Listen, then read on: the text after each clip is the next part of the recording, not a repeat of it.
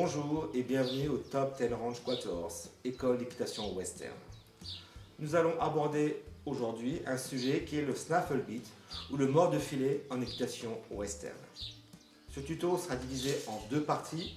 La première partie sur la théorie, sur ce qu'est un mort de filet en western, et la seconde partie, l'usage de ce mort de filet pour débuter un jeune cheval.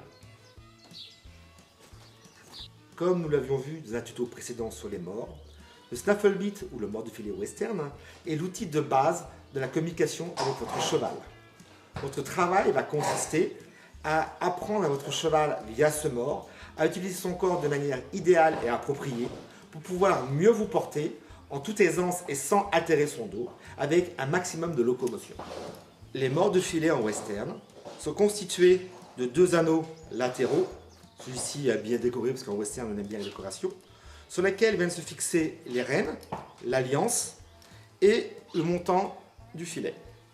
Ces deux anneaux sont reliés ensemble par les canons, comme on voit ici, qui sont articulés en leur centre. Le diamètre du canon de votre mort de filet est très variable. Il peut être très fin ou beaucoup plus important. En compétition, on estime qu'un diamètre de 8 mm est le minimum requis. La forme maintenant de vos canons. Les canons peuvent être soit ronds, comme sur ce modèle-là, soit ovales, soit alors rectangulaires, ou alors twistés, c'est-à-dire enroulés, comme sur ce modèle. On a coutume, sur les morts de filet western, de relier les deux anneaux du filet par une alliance, qui est en nylon comme ici, qui peut être aussi en cuir. Cette alliance va limiter le déplacement latéral de votre mort dans la bouche de votre cheval. En aucun cas, cette alliance n'est une gourmette. On l'a vu parfois, des gens mettre cette alliance-là sur une gourmette de mort de bride. Il y en a hors de question. On verra ça plus tard dans un second tuto sur les morts de bride, comment devraient être les gourmettes. Dans l'autre sens, ces gourmettes de mort de bride n'ont rien à faire sans un mort de filet. Le diamètre des canons de votre mort de filet.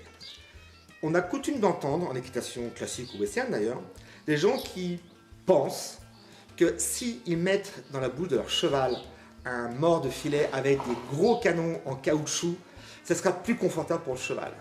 C'est une ineptie. Si j'étais cheval, je préférais très nettement avoir un petit mort fin, discret dans ma bouche, qu'un gros mort encombrant. L'autre souci de ces gros morts encombrants dans la bouche des chevaux, c'est que le cheval va s'appuyer dessus et va vous embarquer à la première occasion.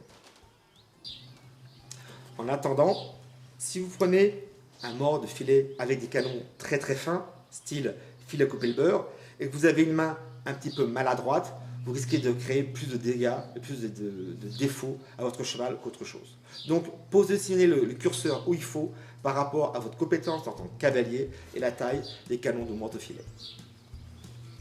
Petite question technique. Le mort de filet est fait releveur ou est fait rabaisseur? Rabaisseur? Non, faux. Est fait releveur. Dans ce cas-là, pourquoi est-ce que les gens, lorsqu'ils travaillent en mort de filet, baissent systématiquement les mains?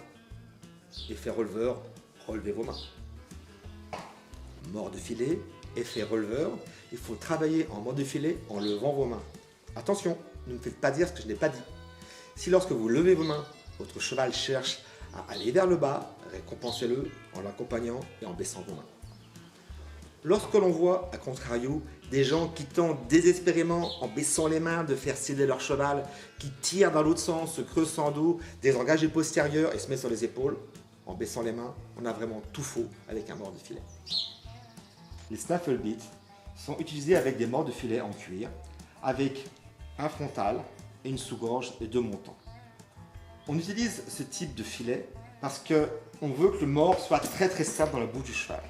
On a déjà vu des montants en équitation western avec un seul passage d'oreille. Ceux-ci sont exclusivement réservés pour les morts de bride. Une question souvent posée, combien de plis, lorsque j'ajuste mon mort de filet sur mon cheval, mon filet doit avoir? 1, 2, 3, 4, personne n'est capable de me dire pourquoi il faut avoir un pli, deux plis, trois plis, quatre plis. la réponse que je donne, moi je veux 0 pli.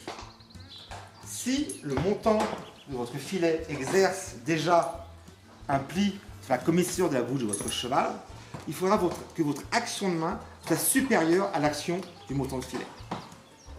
Si on recherche de la finesse et de la légèreté, je vous suggère d'avoir 0 pli sur la bouche de votre cheval. En équitation western, lorsqu'on travaille en bord de filet, nous avons 2 types de rênes. Nous avons les rênes fermées et les rênes ouvertes. Parmi les rênes fermées, nous avons ce qu'on appelle les mécates, des longues rênes comme ça, qui sont fixées via un surbastrap sur les morts de filet. Ce petit bout de cuir est un relais, un outil relais qui va permettre au cavalier, avant même d'avoir accès à la bouche de son cheval, que son cheval ressente déjà son action de main.